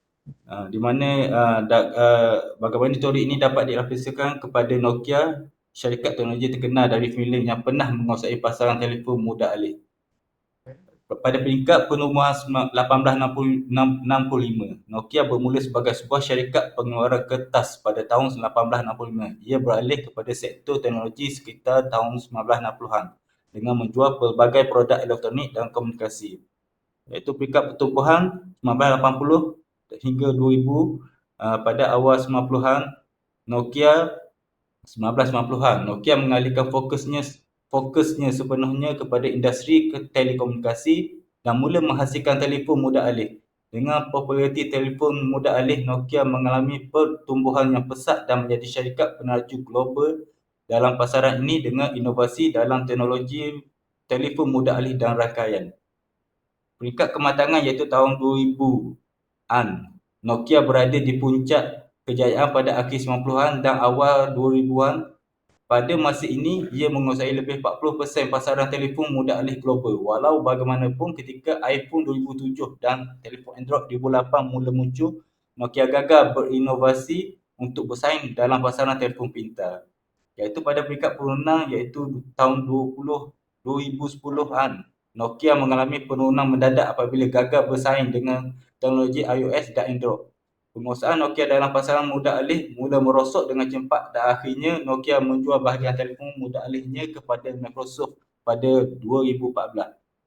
Yang pada peringkat pembaharuan iaitu 2010-an hingga kini, selepas penjualan kepada Microsoft, Nokia mula menumpukan kepada teknologi rangkaian 5G dan infrastruktur telekomunikasi serta kembali kepada pasaran telefon pintar melalui kerjasama dengan HMD Global. Ini adalah strategi pembaharuan untuk meneruskan kelangsungan syarikat dalam industri telekomunikasi tanpa terlalu bergantung kepada perniagaan telefon mudah alih. Kesimpulannya, Doktor, melalui teori jangka hayat organisasi, kita dapat melihat bahawa Nokia mengalami setiap peringkat kitaran ini. Pembaharuan Nokia melalui perolehan kepada teknologi 5G dan jaringan telekomunikasi menunjukkan bahawa organisasi boleh bertahan dengan syarat ia berupaya melakukan perubahan strategik yang sesuai. Itu saja, Doktor, daripada kumpulan kami. Terima kasih. Okay, terima kasih kepada kumpulan ini. Seterusnya kumpulan yang terakhir. Silakan.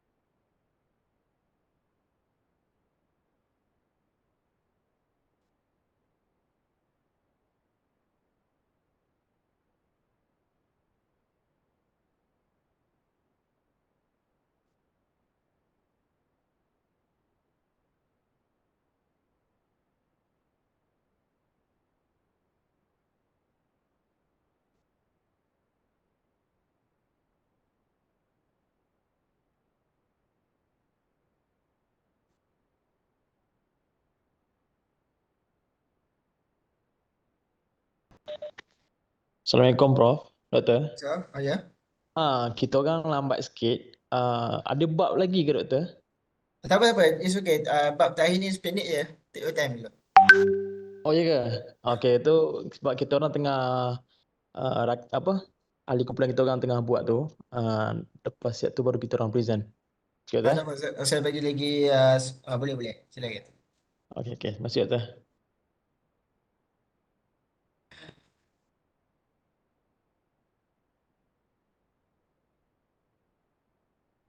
Dari kita tunggu yang terakhir, tim terakhir tu, saya masuk tu bab yang terakhir sikit.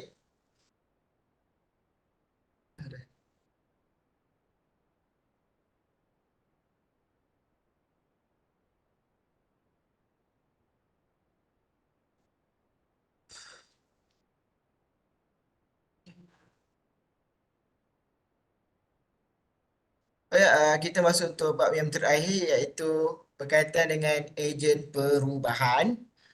So, this objektif untuk bab ini. Yang pertama adalah untuk memberikan definisi berkaitan ejen perubahan, perbezaan di antara ejen perubahan dalaman dan ejen perubahan luaran.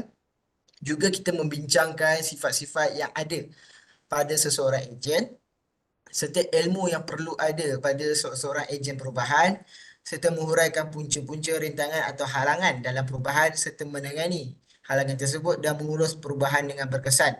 So basically topik ini kita akan bincangkan berkaitan dengan ejen perubahan. So untuk berkaitan dengan ejen perubahan, kita masuk ke topik seterusnya. Okay, based on Cumming and Worley punya definisi, iaitu mendefinisikan ejen perubahan sebagai perunding dalaman atau luaran yang memberikan perkhidmatan secara profesional dengan melakukan diagnos masalah dalam sesebuah organisasi, membangunkan penyelesaian dan membantu dalam pelaksanaan penyelesaian tersebut. So kalau coordinator term, dia mendefinisikan sebagai seseorang yang bertanggungjawab untuk melaksanakan perubahan dalam organisasi. So terdapat dua jenis ejen perubahan, iaitu ejen dalaman dan juga ejen luaran. So ejen perubahan yang dalaman adalah mereka menjadikan OD sebagai kerjaya. So ini ejen ni adalah kiranya mereka yang memang khususkan ejen perubahan ni sebagai pekerjaan mereka. So basically kalau berkaitan dengan ejen perubahan ni, yang ada dua ni. So kalau ejen yang luaran ni selalunya boleh didapati daripada syarikat-syarikat ataupun firma-firma yang menawarkan konsultan. Sebagai contoh KPMG, PwC, and then kita ada Arthur and Young dan sebagainya, iaitu syarikat-syarikat yang selalunya berasaskan firma accounting. Mereka ada offer berkaitan dengan perubahan, termasuk juga kalau perlukan khidmat dari segi strategic partnership ke, change management, human resource dan sebagainya. Jadi untuk sebagai ejen-ejen perubahan ni, mereka selalunya perlu untuk mempunyai ataupun memiliki ilmu yang luas. Kerana apa? Perubahan berkaitan dengan sebuah organisasi ni dia agak complicated sebenarnya. That's why kalau siapa yang ingin menjadikan OD sebagai kerjaya, mereka perlulah ada kemahiran ilmu berkaitan dengan pengurusan, mungkin dari sudut human resource management, and then kita ada operation management, project management, ada total quality management dan sebagainya, kerana ini adalah unsur-unsur pengurusan yang diperlukan dalam mentadbir dan menguruskan sebuah organisasi. So kiranya selalunya OD ni dia merupakan satu profession lah. Adalah dia punya special certificate yang perlu diambil untuk menjadi ejen perubahan. Okey, dan ejen perubahan dalaman pula kita lihat kita dinasikan sebagai mereka yang berada dalam organisasi. Maksudnya di sini adalah mungkin pekerja dalaman yang memang dalam organisasi. Ada sesetengah organisasi mereka memang ada department berkaitan dengan OD. Dan ada kala jika mereka tidak ada department berkaitan dengan OD, dia dikira ejen perubahan dalaman jika dia ada knowledge dan selalunya berada di department HR, iaitu Human Resource Department. Itu pun kita boleh panggil adalah juga ilmu berkaitan dengan perubahan yang perlu dilakukan dalam sebuah organisasi. So kita lihat kelebihan jika kita ada ejen dalaman. So ada beberapa kelebihan dan kebaikan berkaitan dengan orang dalaman. Yang pertama adalah credibility sebagai orang dalaman. Kenapa kita panggil sebagai credibility? Yang pertama mungkin kita dah mengenalinya, iaitu ahli-ahli organisasi memang dah kenal dengan orang tersebut. Jadi secara tak langsung kita kenal dia sebagai seorang yang mungkin jujur, tak bias, honest, ada integriti dan sebagainya. Jadi kita dah kenal siapa orangnya. Dan kita tengok kelebihan keduanya adalah pengetahuan mengenai gelagat individu, budaya dan norma organisasi. Jika dia daripada dalam, dia dah tahu individu punya behavior. Dia dah tahu orang ni macam mana perangai dia punya habit dia macam mana dan sebagainya. Dan dia juga faham berkaitan budaya dan juga norma-norma yang sering diamalkan dalam organisasi tersebut. Jadi sini sedikit sebanyak sebenarnya membantu untuk dia melaksanakan perubahan tanpa tetangan daripada mana-mana ahli anggota yang lain. Mempunyai hubungan personal dengan ahli dalam organisasi. Of course, mungkin dia ada hubungan yang baik dengan pengurusan dan sebagainya dengan ahli-ahli bawahan. Jadi memudahkan kerja dia untuk mengumpul data. Jadi mudahlah dia untuk kumpul data, buat interview ke dengan ahli-ahli organisasi yang lain. Dia juga mengetahui tentang teknologi yang digunakan. Mungkin dia adalah berkaitan dengan teknologi perubahan tersebut, jadi dia dah tahu apakah isu-isu atau teknologi yang digunakan. Kerana apa? Kadang-kadang setiap kita panggil setiap industri dia menggunakan teknologi yang berbeza. Katakan kalau kita ambil drilling iaitu untuk syarikat yang menguruskan yang drill untuk dapatkan minyak, exploration dan sebagainya. So ada kala teknologi itu mungkin complicated dan bukan semua orang faham. Jadi kalau kita ambil orang luar pun mungkin untuk orang luar tu mempunyai ilmu berkaitan teknologi yang kita gunakan tu yang very sophisticated, mungkin orang tu tak tahu. So that's why ada kelebihan orang dalaman, dia tahu. Okay, mungkin teknologi terkini guna drilling ni pula. Kalau ada berlaku kerosakan ke ataupun nak tukar kepada teknologi baru, dia tahu apa yang sesuai. So dia tahu drilling tu cost dia bagaimana, dia punya productivity bagaimana dan sebagainya. And then mempunyai hubungan rantaian dengan organisasi yang lain, iaitu kalau seperti yang kita faham dalam open system, iaitu setiap organisasi dia tak stand alone.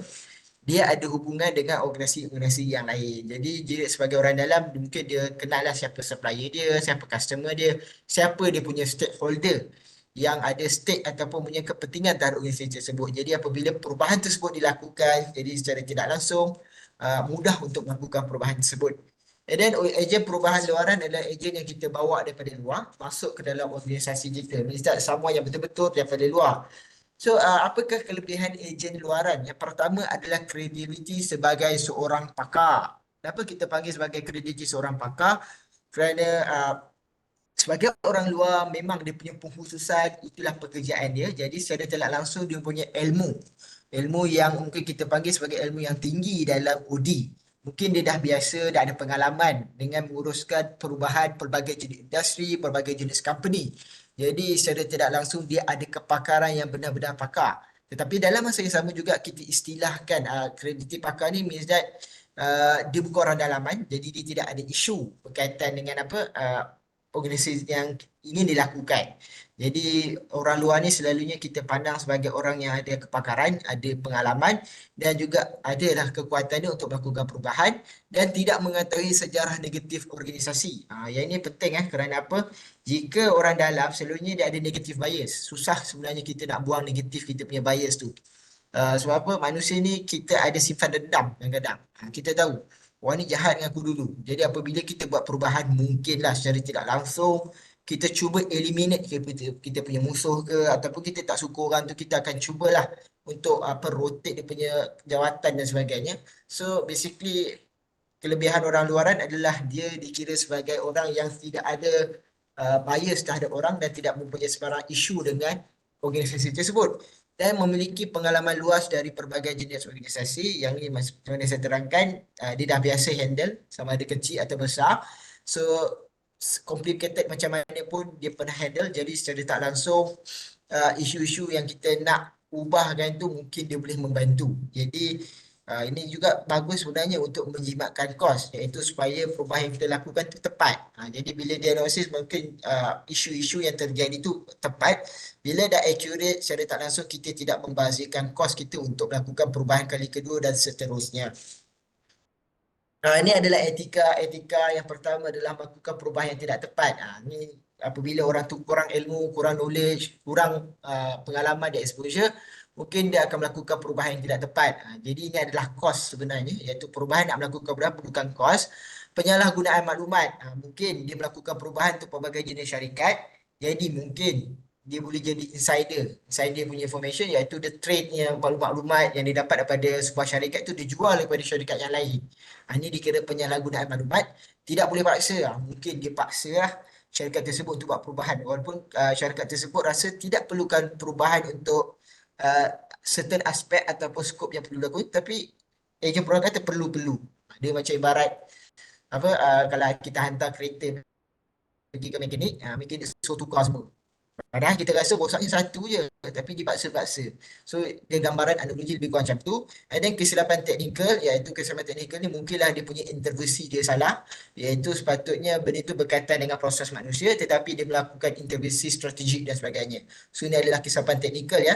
Dan konflik nilai dan matlamat, iaitu mungkin dia benda ni mungkinlah tengoklah mungkin ada syarikat-syarikat ke tengoklah mungkin bertentangan dengan nilai dan pegangan yang dia ada. Jadi secara tak langsung benda ni sebenarnya akan affect dia punya judgement ketika melakukan dia punya kerja sebagai ejen perubahan.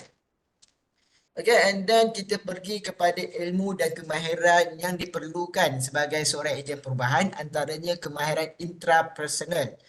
So apa yang kita kaitkan sebagai intrapersonal, iaitu kemahiran berkaitan dengan menilai diri sendiri serta berkebolehan menganalisis serta mengkonsepkan sesuatu perkara.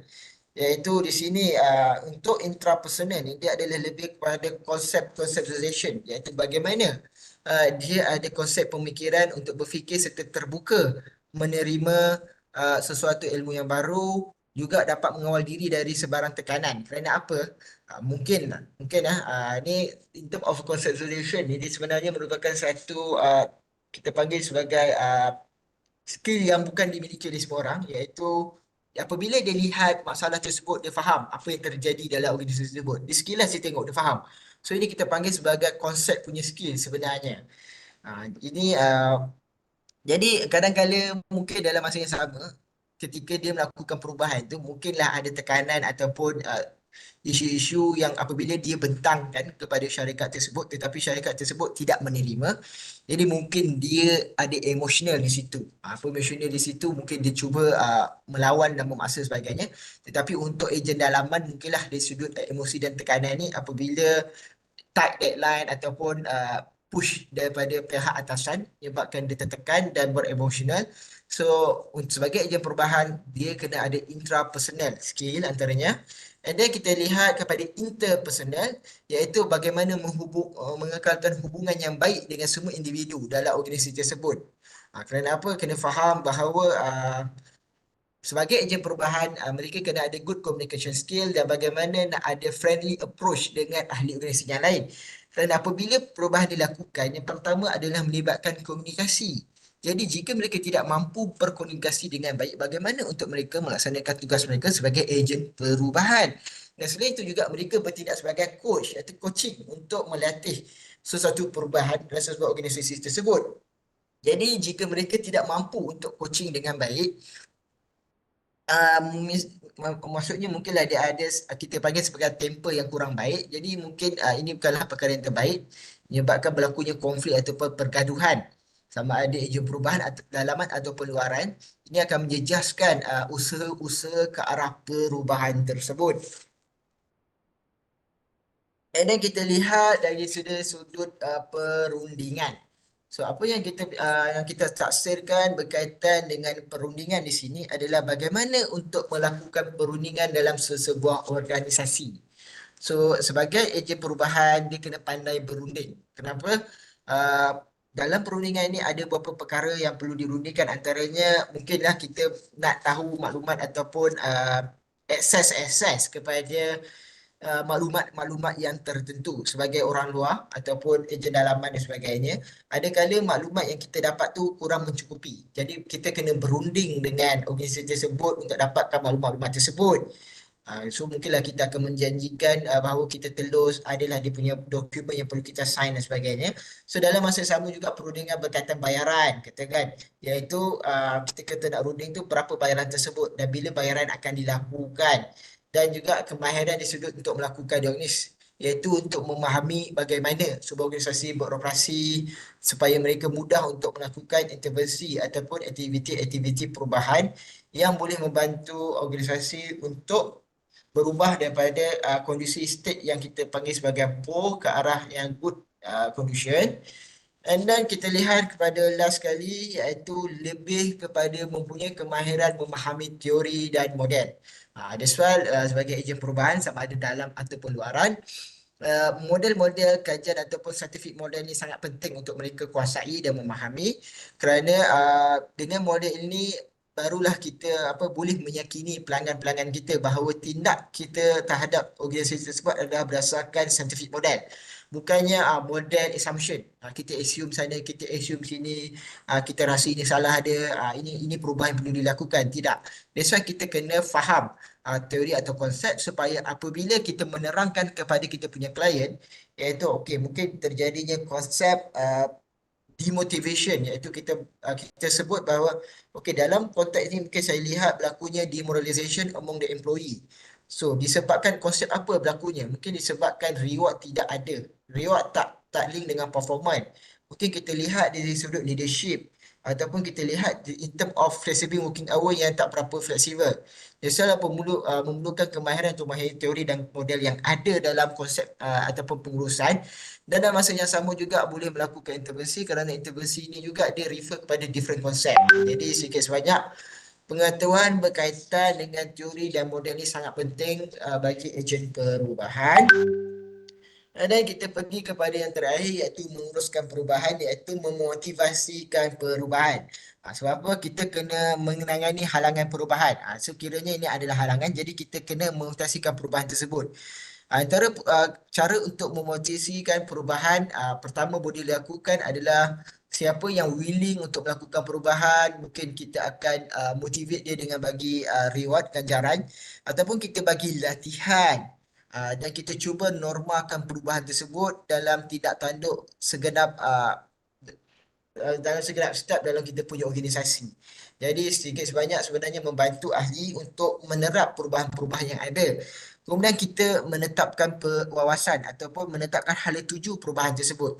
So kita kena faham kenapa perubahan tersebut dilakukan. Jadi kita kena jelaskan kepada ahli-ahli anggota syarikat bahawa ini adalah wawasan perlu dilakukan kerana kalau kita tidak lakukan perubahan ini, jadi syarikat ini akan semakin lama semakin kritikal dan ada kemungkinan untuk ditutup. Apabila ditutup, dia akan meninggalkan semua orang di dalam sebuah syarikat tersebut. Jadi kita kena tetapkan wawasan ataupun hala tuju dalam organisasi tersebut, mendapatkan sokongan politik. This one bukan dapat sokongan parti politik. Maksudnya di sini politik kita kena tahu bahawa dalam sesebuah organisasi kita ada informal dengan formal group. Formal group adalah golongan yang memang dapat power daripada pihak atasan ataupun appointed by the organisation. Tetapi kita ada juga politik-politik dalaman yang mana politik-politik dalaman ni dia very crucial sebenarnya. Sebab apa? Kita ada informal group yang memegang tampuk-tampuk kuasa dalam sesebuah organisasi. Dia tak powerful mana pun, tetapi kadang-kadang mereka ni memegang certain area yang agak penting. Katakan dia pegang bahagian, contoh bahagian kewangan, katakan dia pegang bahagian kewangan, mungkin dia punya grade ke jawatan dia tak tinggi, tetapi kita kena dapatkan sokongan dia untuk dapatkan kelulusan. Itu kita panggil sebagai sokongan politik. Jadi kita kena pandai berpolitik dalam melakukan perubahan. Jadi mungkinlah kalau ketika kita nak melakukan perubahan tersebut, kita instead of kalau orang bawah dia tak nak dengar, jadi cari ketua dia. Mesti ada ketuanya. Informal group ni pasti ada ketua dia. Cuba kita bincang dengan ketua dia, cuba kita terangkan kenapa perubahan ini perlu dilakukan dan sebagainya. Dan kita mengharapkan ketua informal group tersebut untuk menerangkan kepada orang bawahan dia, iaitu klik-klik dia yang satu geng dengan dia, untuk menerima perubahan tersebut. Jadi ini adalah antara politik dalaman organisasi. Menguruskan peralihan yang ini lebih kepada moving tadi, iaitu bagaimana untuk menguruskan perubahan tersebut. Dan terakhir adalah mengekalkan momentum, iaitu ketika kita freezing, iaitu kita pastikan perubahan-perubahan tersebut dapat diterima dengan baik oleh ahli organisasi. Okey, itu sahaja untuk bab 3 berkaitan dengan ejen perubahan. So far ada pertanyaan ke untuk topik 3 ni? Ada seorang pertanyaan? Okey doktor, tak ada apa. Kalau tak ada, saya Tak ada doktor, tak ada pertanyaan. Okey, saya kembali kepada grup Encik Parul nanti untuk presentation. Untuk grup bentar akhir.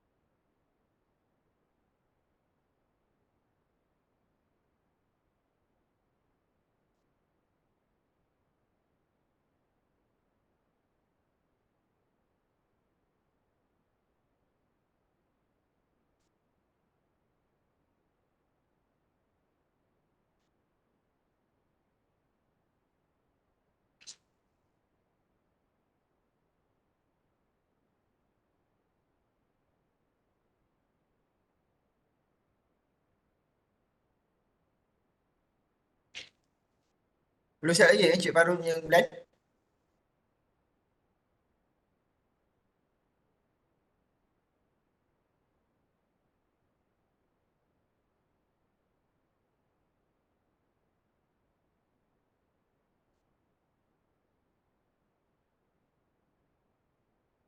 Kelak nanti saya akan maklumkan bagaimana presentation tersebut akan dilaksanakan.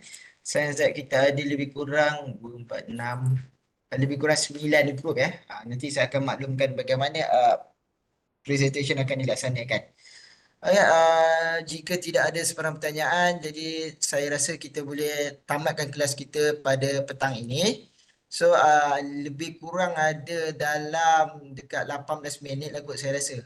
18 minit. Jadi saya minta alal untuk petang ni sepatutnya lebih kurang 6 Doktor, tanya sikit Doktor. Boleh. Silakan. Berkaitan assignment individu tu Doktor, yang kena submit dulu journal tu Doktor. Kena submit dekat mana? OL ke mana Doktor? Nanti saya akan maklumkan dalam grup, kena submit dalam OL.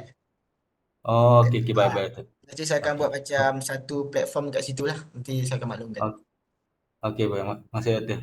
Okey. Okey, itu saja. Jadi saya rasa Satu lagi Doktor. silakan. Okey, saya tanya sikit pasal tugasan grup. Okey. Memang maksimum dia 20 page No, ada panel. 20 maksimum lah tu. Macam mana? Memang maksimum dia 20 page Maksimum dia 20 page. Okey, terima kasih.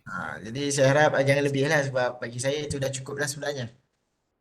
Dia tak termasuk untuk references lah. References tu kira lain lah dengan dia punya table of content, dia punya first pages tu kira tak termasuk lah. Dia punya content of discussion tu je 20 pages. Okay. Ada lagi pertanyaan yang lain? Ada Doktor. Doktor. Okey. Doktor. Okay. Maaf Doktor, saya Norafida daripada Melaka. Saya nak tanya sikit untuk assignment individu tu. Yang artikel tu kita kena masukkan sekali ke dalam assignment kita? Atau Tak just perlu. buat ulasan je? Assignment tu artikel tak perlu masuk.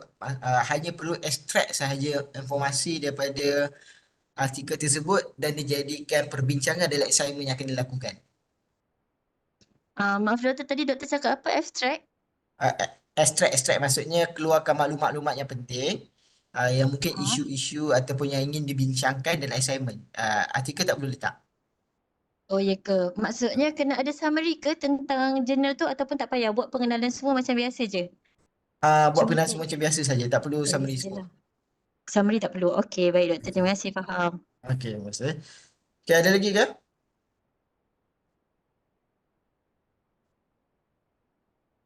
Okey, kalau tak ada, saya minta alal 15 minit lagi. Okey, sekian, terima kasih semua. Sama-sama Doktor. Terima kasih. Terima kasih. Terima kasih Doktor. Semoga murah rezeki. Okey. Okey.